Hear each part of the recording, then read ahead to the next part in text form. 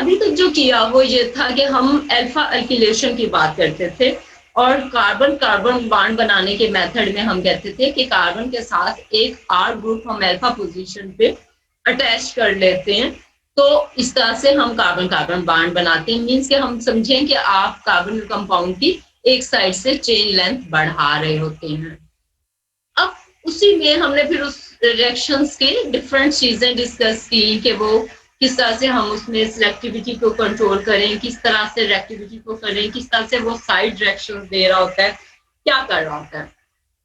तो उसमें हमने एक साइड रिएक्शन कहा था कि अल्डोल रिएक्शन वो देता है जब हम अल्फा अल्किलेशन कराना चाह रहे हो और साइड रिएक्शन अल्डोल दे रहा हो, तो फिर हम क्या करते हैं, तो उसकी जगह पे स्पेसिफिक इनोलेट इक्विवेलेंट यूज करते हैं और हम उसे अवॉइड कर लेते हैं। लेकिन अल्डोल रिएक्शन जो है ये हमेशा साइड रिएक्शन नहीं होता, समटाइम इटसेल्फ ये इंपॉर्टेंट रिएक्शन होता है और हम डायरेक्ट करना ही अल्डोल कंडीशन चाह रहे होते हैं।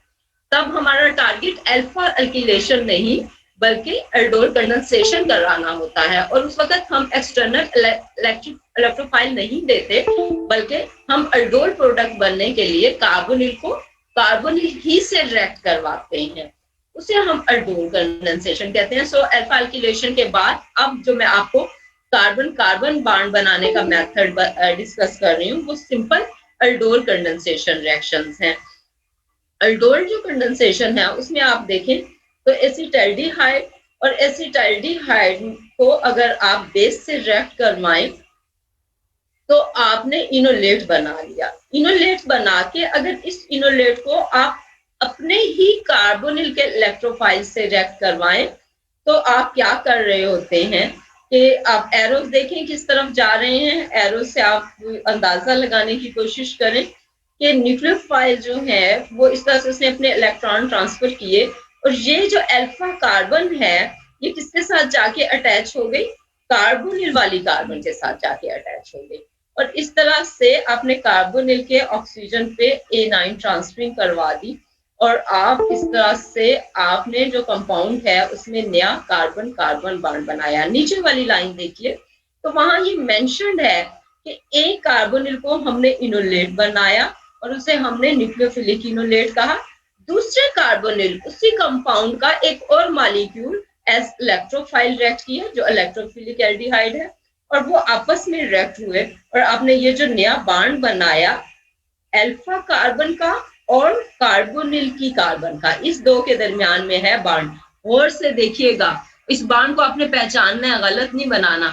ये अल्फा कार्बन थी और अल्फा कार्बन को आपने दूसरे कार्बोनिल की कार्बन के साथ जाके अटैच करवा दिया और इस तरह से जब ये अटैचमेंट हुई तो आपने नया कार्बन कार्बन बॉन्ड बनाया। अब जब ये नया कार्बन कार्बन बॉन्ड बना दिया तो O पे A9 है तो इसलिए आप उसे प्रोटॉन प्रोवाइड करेंगे, हाइड्रोक्सिल बनेगा और इन कंपाउंड्स को हम बोलते होते हैं एल्डोल प्रोडक्ट्स, क्योंकि इसमें एल्डिहाइड वाला पार्ट भी होता है और एक अल्कोहल भी होता है, इसलिए हम इसको बोलते हैं एल्डोल। और अगर आप नोट करें तो अल्फा कार्बन पे आपने नया बॉन्ड बनाया था तो अल्फा ये कार्बन है और बीटा इससे अगली, और बीटा पे क्या है, हाइड्रोक्सी ग्रुप है, इसलिए हम इसे कहते हैं कि एल्डोल जो होता है ये बीटा हाइड्रोक्सी कार्बोनिल कंपाउंड है। इसको जरा अपने हाथों से रिएक्शन मैकेनिज्म को प्लीज ड्रा करें। आता है ना वैसे आपको पहले एल्डोल का reaction? Yes ma'am. Yes ma'am. तो जरा क्विकली गो थ्रू हो जाए फिर आगे मैं आपको बताती हूँ इसका। मेरे लिए तो बहुत इरिटेटिंग है यहाँ से क्लास लेना, पता नहीं आप लोगों को कैसा शोर सुनाई दे रहा है या नहीं, लेकिन मेरे लिए बहुत मुश्किल है, आवाजें हैं बहुत ज्यादा। मुझे अफसोस हो रहा है कि अगर डिपार्टमेंट में नहीं आवाजें थी तो मैं घर बैठ के ही ले लेती क्लास।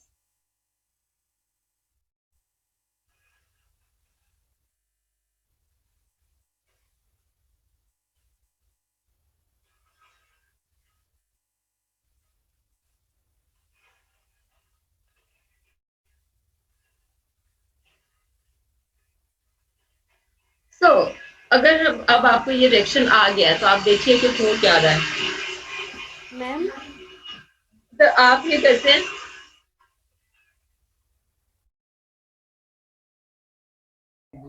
मैम मैम आपकी आवाज रुक गई है। रुकी है, मैं बोल रही। अच्छा, तो आप देखिए, अब आ रही है आवाज? जी मैम अब आ Yes, रही ma'am. अच्छा, अब देखिए कि पहले हमने जो एग्जांपल की वो हमने किस चीज से की थी? स्टार्टिंग मटेरियल था एल्डिहाइड, और कौन सा एल्डिहाइड? जो सिंपलेस्ट एल्डिहाइड पॉसिबल हो सकता है, जिसकी अल्फा कार्बन हो, मींस के एक साइड पे एल्डिहाइड कार्बोनिल के और दूसरी साइड पे एक कार्बन प्रेजेंट, तो हम एसिड एल्डिहाइड बोलते हैं। तो सिंपलेस्ट पॉसिबिलिटी जो है इनोलेट इसी से बन सकता है, उसके अलावा तो इनोलेट बन नहीं सकता, एक कार्बन तो कम से कम हो। तो ये थी। अब दूसरी जो एग्जांपल है ये एसीटोन की है, ये भी सिंपलेस्ट कार्बोनिल है, लेकिन ये सिंपलेस्ट कार्बोनिल कीटोन का है। वो एल्डिहाइड का सिंपलेस्ट था, मींस उसमें एक साइड पे मैथिल था, इसमें अब दूसरी साइड पे भी एक मैथिल है। एसीटोन स्टार्टिंग मटेरियल है, अगेन हमने बेस प्रोवाइड किया और हमने इसको इनोलेट बना लिया। इनोलेट जब हमने बनाया एसीटोन का, तो उसको हमने अपने ही कार्बोनिल को एज इलेक्ट्रोफाइल यूज करके रैप करवा दिया।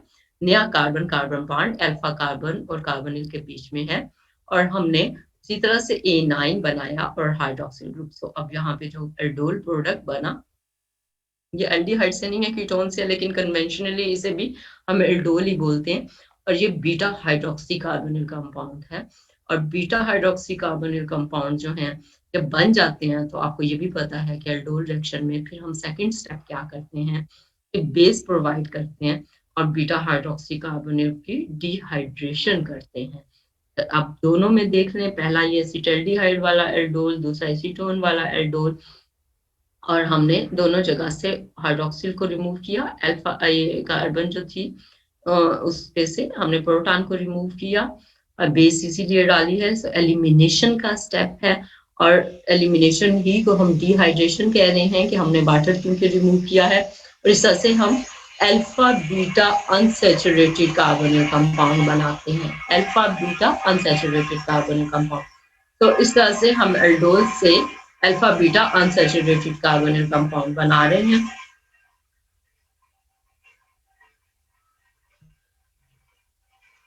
एक नजर देख लें स्लाइड को, ताकि गो थ्रू हो जाए। अच्छा, अब इन रिएक्शंस में जो इंपॉर्टेंट बात है, आप देखिए एरोस क्या लगे हुए हैं। जब हम डीप्रोटोनेशन करवा रहे हैं, अल्फा कार्बन को इनोलेट बना रहे हैं, तो रिवर्सिबिलिटी शो हुई है कि रिवर्सिबल हो।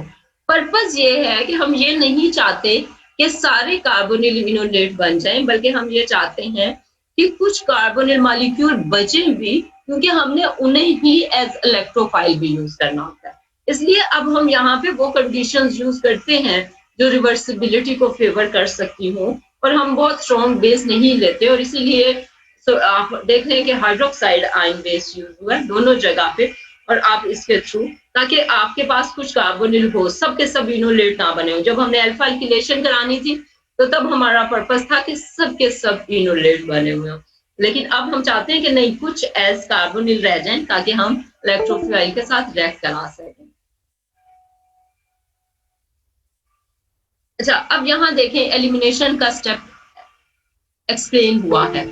जब आपके पास एल्डोल है, और आपने ये एल्डोल प्रोडक्ट है जिसे आप बीटा हाइड्रोक्सी बोलते हैं, एल्डोल प्रोडक्ट का आपने अल्फा कार्बन का प्रोटॉन रिमूव किया। जब आपने प्रोटॉन रिमूव किया, तो वो क्या हुआ, वो दोबारा से इनोलेट बना, और इनोलेट बनने के बाद उस इनोलेट ने अपने आप को जब रीअरेंज करवाया, इलेक्ट्रॉन ट्रांसफर हुए, तो हाइड्रोक्सिल ग्रुप रिमूव हुआ। तो इस तरह ये जो एलिमिनेशन हुई है, इसको हम बोलते हैं E1CB टाइप ऑफ एलिमिनेशन।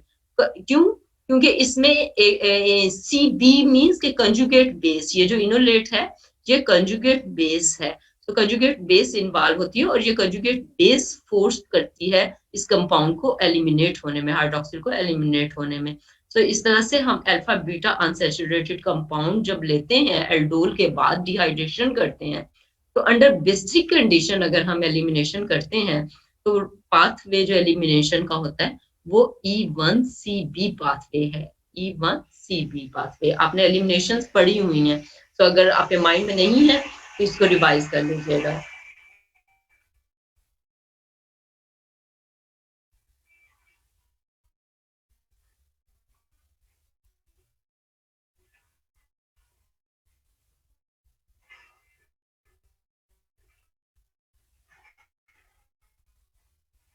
अच्छा बच्चों, मैं मेरे लिए पढ़ाना क्योंकि बहुत मुश्किल हो रहा है, बहुत ज्यादा शोर सुनाई दे रहा है, मुश्किल। पहले पार्टिसिपेट काम हुआ तो घर पे लाऊंगी, उसके बाद आऊंगी। तो आप लोग एग्जाम्पल आपके सामने है, वैसे रिडन की बुक से ही है, तो आप इसको खुद से सॉल्व कीजिएगा। मैं आपके गल है फिर वो कंप्लीट क्योंकि मुझे जी मैम।